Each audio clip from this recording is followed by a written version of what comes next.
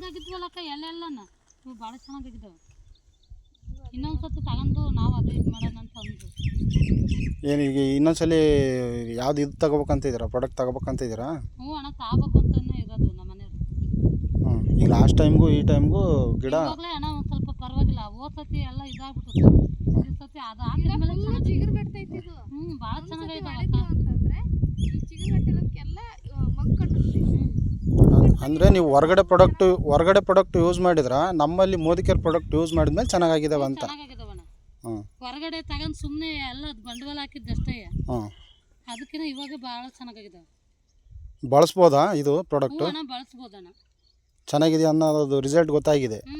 Result ಗೊತ್ತಾಗಿತ್ತಣ್ಣ. ಇನ್ನೊಂದ್ಸತಿ ಇದನ್ನೇ ತಾಗೋದು. ಇನ್ನೊಂದ್ಸಲಿ ತಗೊಂಡು ಹಾಕ್ಬೇಕಂತ ಪ್ಲಾನ್ ಮಾಡ್ಕೊಂಡಿದ್ದೀರಾ? ಮಾಡಿದ್ದೀವಣ್ಣ. ಹ್ಞೂ ಸರಿ ಆಯ್ತು.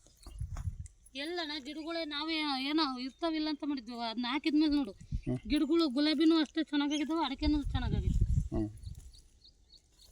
ಈಗ ಈ ದೊಡ್ಡ ತೋಟಗಳಿಗೆಲ್ಲ ಬಳಸೋ ಪ್ಲಾನ್ ಏನಾದರೂ ಮಾಡ್ತಾ ಇದ್ದಾರಾ ಹೆಂಗೆ?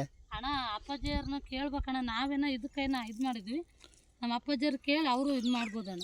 ಅದೇ ನೀರು ಶಾರ್ಟೇಜ್ ಇರೋ ವ್ಯತ್ಯಾಸದಿಂದ ನೋಡ್ಕೊಂಡು ಮಾಡೋಣ ಅಂತಂದು ಪ್ಲಾನ್ ಮಾಡ್ಕೊಂಡಿದ್ದಾರೆ. ಹ್ಞೂ ಅಣ್ಣ ಅಷ್ಟೇ.